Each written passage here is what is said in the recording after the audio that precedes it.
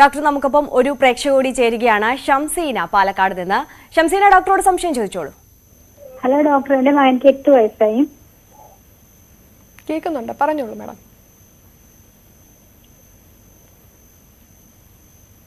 Shamseena, doctor കേൾക്കുന്നുണ്ട്, പറഞ്ഞോളൂ. അവനക്ക് എപ്പോഴും വയറുവേദന എന്നാ പറഞ്ഞത്. ഭക്ഷണം കഴിച്ചു കഴിഞ്ഞാൽ അപ്പൊ വയറുവേദന എന്നാ പറയുന്നത്. ഓക്കെ, വീട്ടിലെ ഭക്ഷണം കഴിക്കാൻ ആളെങ്ങനെയാണ്? പൊതുവെ മടിയാണോ അതോ കഴിക്കുമോ? കുറച്ച് മടിയൊക്കെ തന്നെയാണ്. കഴിച്ച കുറച്ച് കഴിഞ്ഞ് എനിക്ക് വയറുവേദനിക്കുമെന്നാ പറയുന്നത്. ഓക്കെ, ഭക്ഷണത്തിന്റെ അളവ് കഴിക്കുന്നത് കുറവാണോ? അത് പുറത്തുള്ള ഭക്ഷണം അതുപോലെ തന്നെ പുറത്തുള്ള ഭക്ഷണമൊന്നും കഴിക്കില്ല. വീട്ടിലുണ്ടാക്കുന്ന ഭക്ഷണങ്ങളെ കഴിക്കുള്ളൂ. പക്ഷെ ഒരിത്തിരി കൂടുതൽ കൊടുക്കുക, എന്തെങ്കിലും കുറച്ച് വയറ്റിൽ തട്ടി അപ്പൊ വയറുവേദനിക്കുമെന്നാ പറയുന്നത്. പൊതുവെ ആളെങ്ങനെയാണ്? ആരോഗ്യം എങ്ങനെയാണ്? വെയിറ്റ് ഒക്കെ കുറവാണ്? മെലിഞ്ഞിട്ടാണ്, തൂക്കം കുറവാണ്, മെലിഞ്ഞിട്ടാണ്. 8 വയസ്സായി. ഓക്കെ, 8 വയസ്സിൽ എത്ര തൂക്കമുണ്ട്? 16. 16, നല്ലോണം കുറവാണല്ലോ.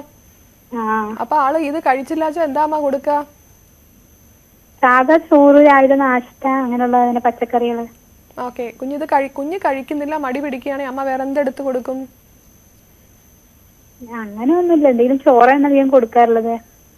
എണ്ണക്കറികളൊന്നും അങ്ങനെ കഴിക്കാറില്ല. കുഞ്ഞിന്റെ ഭക്ഷണശീലത്തിലെ പ്രശ്നമാണ്. നമ്മൾ ഈ പറയുന്ന പോലെ ഗ്യാസ്ട്രൈറ്റിസ്. കുഞ്ഞിന് നമ്മൾ ഭക്ഷണം കഴിക്കാതെ കുറച്ച് കാലം കഴിയുമ്പോഴത്തേക്ക് അവന് അത് കഴിക്കാനുള്ള സ്വാഭാവികമായിട്ടുള്ള മടിയും കൂടി വരും. അപ്പം നമ്മൾ ഒരു കാര്യം ചെയ്യേണ്ടത്, വീട്ടിലെ ഭക്ഷണം കഴിക്കുന്നു എന്ന് പറഞ്ഞു, ഒരുപാട് ഭക്ഷണം ഒറ്റയടിക്ക് കഴിക്കാൻ ചില കുട്ടികൾക്ക് മടിയായിരിക്കും. അവരെ ശീലിപ്പിച്ചെടുക്കുക ഭയങ്കര പാടുള്ള കാര്യമാണ്. അപ്പോൾ ഈ പിക്കി ഈറ്റേഴ്സ്, അതായത് ഭക്ഷണം ഫസ്സി ഈറ്റേഴ്സ് എന്ന് പറയും. കഴിക്കാൻ ഒരുപാട് സമയം എടുക്കും അല്ലേ കുഞ്ഞ് കഴിക്കുമ്പോൾ? ഭക്ഷണം തനിയെ കഴിക്കാനാണെങ്കിലും കുറേ സമയം എടുക്കും. മനസ്സിലായി. അപ്പോൾ അങ്ങനെയുള്ള കുട്ടികളുടെ പ്രശ്നം, അവർക്ക് പച്ചക്കറി ഇഷ്ടമല്ല, അവർക്ക് ഇഷ്ടമുള്ള ഭക്ഷണം കഴിക്കാൻ മാത്രമാണ് ഇഷ്ടം.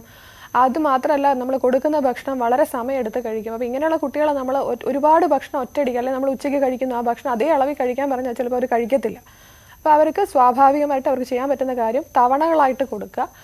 ആ ഭക്ഷണം അവരെ കൊണ്ട് കഴിപ്പിക്കുക. കുറച്ച് കാലം സമയം എടുത്ത് മാത്രമേ ഇങ്ങനെയുള്ള കുട്ടികൾ മാറുകയുള്ളൂ. ഈ പിക്കി ഈറ്റേഴ്സ് എന്ന് പറയുന്ന കുട്ടികൾ എന്ന് പറഞ്ഞാൽ സമയം എടുത്ത് കഴിക്കാൻ പ്രയാസപ്പെടുന്ന, അല്ലെങ്കിൽ ഭക്ഷണശീലം ശരിയല്ലാത്ത ഈ കുട്ടികൾ ഒരു 10 വയസ്സൊക്കെ കഴിയുമ്പോഴത്തേക്കും മാറിപ്പോകും. പക്ഷെ അതുവരെ നമ്മൾ അവരുടെ ഒപ്പം തന്നെ നടന്ന് അവരെ സാവകാശം ഇഷ്ടമില്ലാത്ത ഭക്ഷണവും ഇഷ്ടമുള്ള ഭക്ഷണവും ഒരുപോലെ തന്നെ കഴിപ്പിക്കാൻ ശ്രമിക്കുക. തവണകളായിട്ട് കൊടുക്കുക. കുറച്ച് കാലം കഴിയുമ്പോൾ ആ വയറിൻ്റെ കഴിക്കാനുള്ള മടി, അല്ലെങ്കിൽ ഭക്ഷണം കൂടുതൽ കഴിക്കാനുള്ള മടി മാറിപ്പോകുക തന്നെ ചെയ്യും. ശരി, വ്യക്തമായി എന്ന് കരുതുന്നു. ഡോക്ടർ, ഒരു പ്രേക്ഷക കൂടി നമുക്കൊപ്പം ചേരുകയാണ്. പറവൂരിൽ നിന്ന് ലീന. ലീന, ഡോക്ടറോട് സംശയം ചോദിച്ചോളൂ. ഹലോ ഡോക്ടറെ. കേൾക്കുന്നുണ്ട്, ഹലോ കേൾക്കുന്നുണ്ട് മാഡം, പറഞ്ഞോളൂ. ഞാൻ എന്റെ മകളുടെ കുഞ്ഞിന് വേണ്ടിയാണ്. അപ്പൊ കുഞ്ഞിനിപ്പോ 7 മാസമായി. ഹലോ, കേൾക്കുന്നുണ്ട് മാഡം, പറഞ്ഞോളൂ. 7 മാസം പ്രായമായി. അപ്പൊ കുഞ്ഞിന് കോവിഡ് വന്ന് ഹോസ്പിറ്റലിൽ കൊണ്ടുപോയപ്പോ പനി 103 വരെ കാണിച്ചു. അപ്പൊ കൊണ്ടുപോയപ്പോ അവര് പാരസെറ്റമോള്, ചുമയുടെ മരുന്ന് അങ്ങനെയൊക്കെ കൊടുത്തു. അത് കഴിഞ്ഞ് വീട്ടിൽ കൊണ്ടുവന്ന് കഴിഞ്ഞപ്പോ കൊച്ച് കട്ടിലിൽ നിന്ന് താഴത്ത് വീണു. അപ്പോഴും ഹോസ്പിറ്റലിൽ കൊണ്ടുപോയി അവര് 6 മണിക്കൂർ ഒബ്സർവേഷനിലൊക്കെ വെച്ചു.